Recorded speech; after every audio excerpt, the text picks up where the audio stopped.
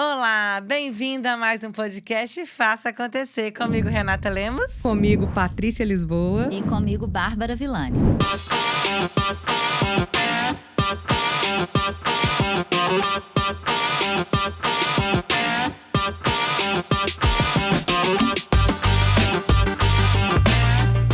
Ai, mais um encontro delicioso com um papo muito aprofundado e especial para você que está aqui com a gente e que mandou esse assunto aqui para que a gente discutisse, né, gente? Então é muito legal. Bom, o tema de agora é surto do tempo. Gente, as pessoas estão muito aceleradas. Tem pessoas que estão surtando com o tempo. Tem pessoas que querem que o tempo se multiplique exponencialmente para que façam as coisas acontecerem. Isso tem mexido com a vida das pessoas, tanto com as questões pessoais e com as questões profissionais. Como vocês têm visto esse tema no dia a dia de vocês? Parece que o tempo não é suficiente, né? É essa sensação que eu tenho. E aí eu trago pra mim o que eu falo pra todo mundo, porque eu escuto muita gente falar a mesma coisa. Eu não tô dando conta de fazer tudo em 24 horas. E aí a reflexão que eu trago pra mim e que eu falo pros outros e que eu tento aplicar na minha vida é: o dia tem 24 horas para qualquer pessoa no planeta Terra. Qualquer pessoa. Rico, pobre, bonito, feio. Qualquer pessoa tem 24 horas. Será que você é a pessoa mais ocupada do planeta? Não. Para você. Então, a gente tem é que não existe falta de tempo, porque o tempo é igual. Sem entrar nas questões metafísicas, né? Eu não vou entrar nessa parte, não. Senão, não precisa nesse momento. Mas não existe falta de tempo. Existe falta de prioridade. De prioridade para aquilo que a gente precisa de fazer. Perfeito. Concordo, mas eu vou falar para vocês, pelas minhas experiências pessoais, inclusive profissionais, é que esses últimos 2 anos, de novo, né, gente, não tem jeito, assim, as marcas dessa pandemia, desse isolamento social na nossa vida, né, na nossa psique, elas são quase que palpáveis, né? Não tem jeito da gente pensar o contrário disso. E aí, falando a respeito disso, eu acho que essa questão do trabalho ter entrado para dentro da nossa casa, né? Quando a Renata propõe aí essa questão do surto do tempo, é que as coisas se misturaram muito, né? E a gente estava acostumado com uma gestão muito próxima, né? E aí a gente vai para dentro de casa e começou aquilo. Os gestores falando assim: será que a minha equipe está produzindo? Será que as pessoas estão trabalhando? Será que elas não estão? E a gente também falando: nossa, eu tenho que mostrar que eu estou aqui produzindo. Então a gente começou também a entrar, acho que numa espiral de descontrole dessa gestão do tempo, da gente saber lidar com as nossas atividades. Eu vejo, né, e isso eu também se aplica a mim, muitas vezes quando eu estava no meu escritório, dava 20 horas, 8 horas, eu falava: nossa, são 8 horas da noite, eu tenho que ir embora para casa, né? Desligava o computador e ir embora. Em casa, às vezes, isso não acontece, né? Você fala: eu vou terminar mais uma coisa, a hora que você vê são 22 horas, com sorte. Então, eu acho que tem uma questão aí também da gente reaprender a organizar o nosso tempo. Perfeito. E eu acho que é muito isso, reaprender a usar o nosso tempo nesse mundo que a gente está vivendo agora, né? Que a gente tem essa união de muitas vezes casa, trabalho, né? Pessoal, profissional. A gente tem que dar conta de várias coisas da mesma forma, de uma forma ou outra.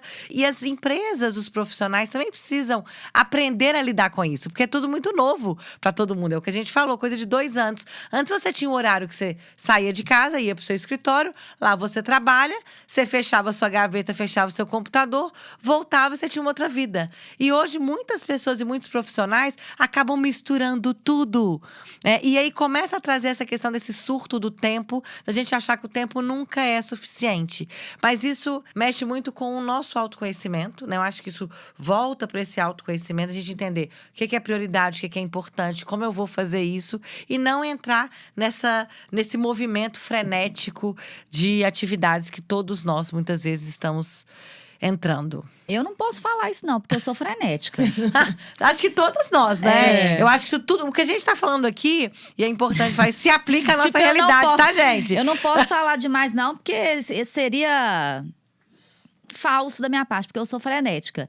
E eu sou uma pessoa que eu me adaptei muito ao formato online. Na verdade, o formato online sempre foi uma realidade minha. Não dessa forma, né? Assim, Claro. de Não de o isolamento social, não né? dessa forma de mudar completamente, assim, 90% das pessoas, o trabalho ser feito de forma online. Não.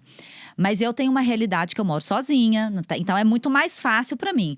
Agora, eu me adapto muito bem, porque entre um cliente e outro eu vou lá lavo uma louça, entre um cliente e outro eu vou lá e pico um legume para fazer meu almoço.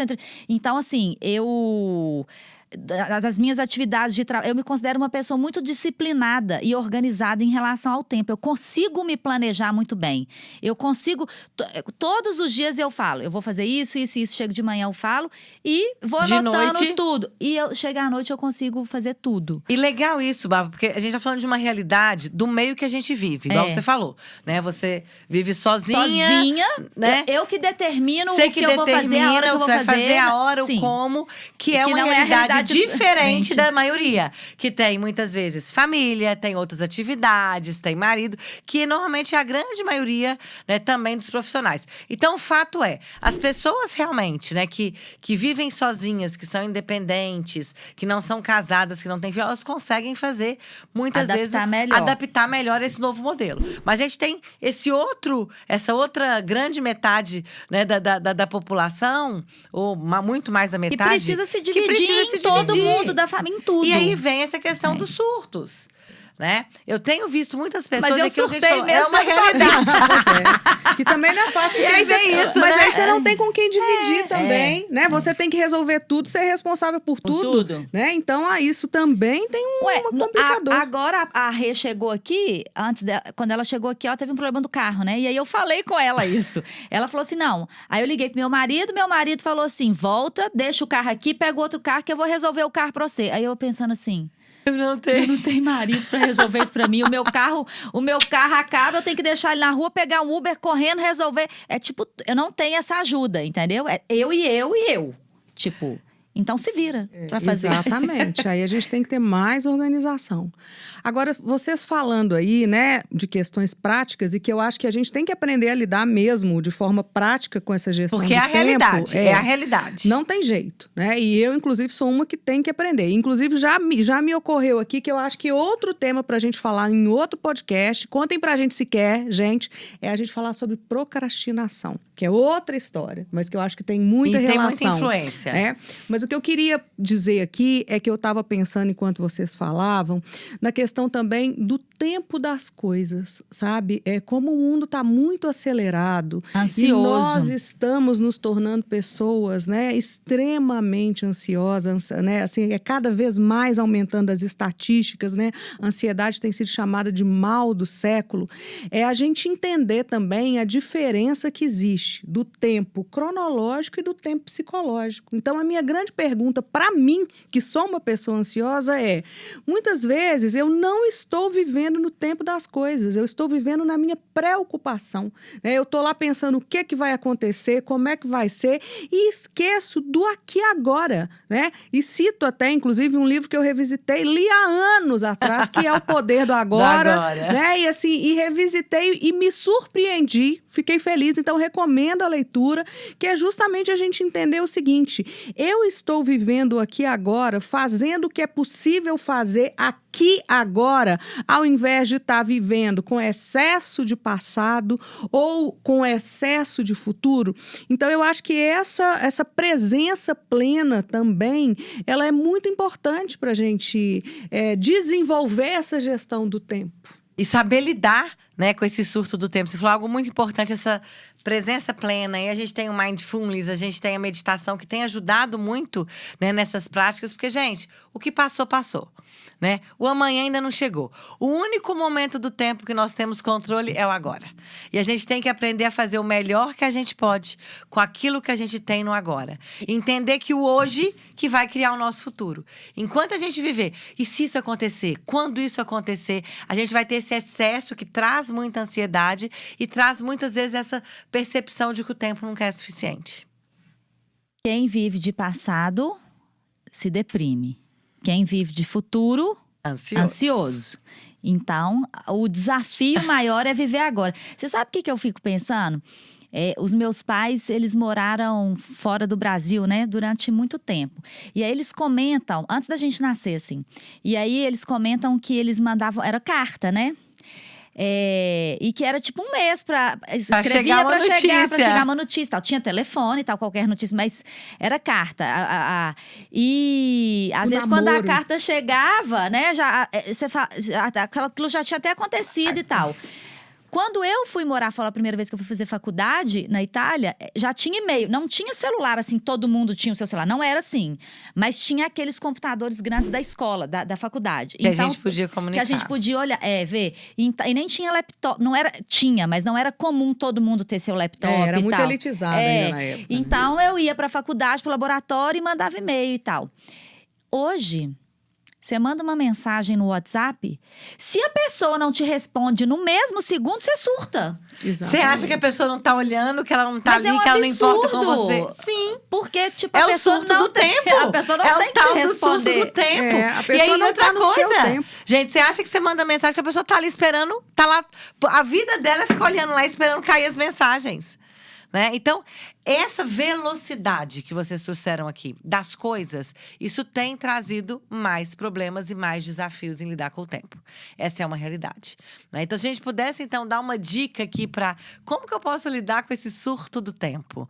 Né? Acho que o que eu deixo aqui sobre essa mensagem é: trabalhe o agora, foque no agora.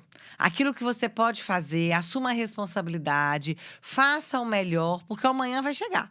Né? A gente está aqui, a gente sabe que a noite de hoje vai chegar, que o amanhã vai chegar, e a gente precisa de plantar. Né, de colocar sementinhas para que o nosso amanhã aconteça. Não adianta a gente ficar ansioso, esperando que aquilo aconteça sem a gente fazer o nosso papel, sem assumir a responsabilidade do agora. Então, gente, a gente não é super mulher, né? Nós não somos super homens. A gente não vai dar conta de fazer tudo o tempo todo. A velocidade da informação ela é muito rápida. Hoje ela é exponencial.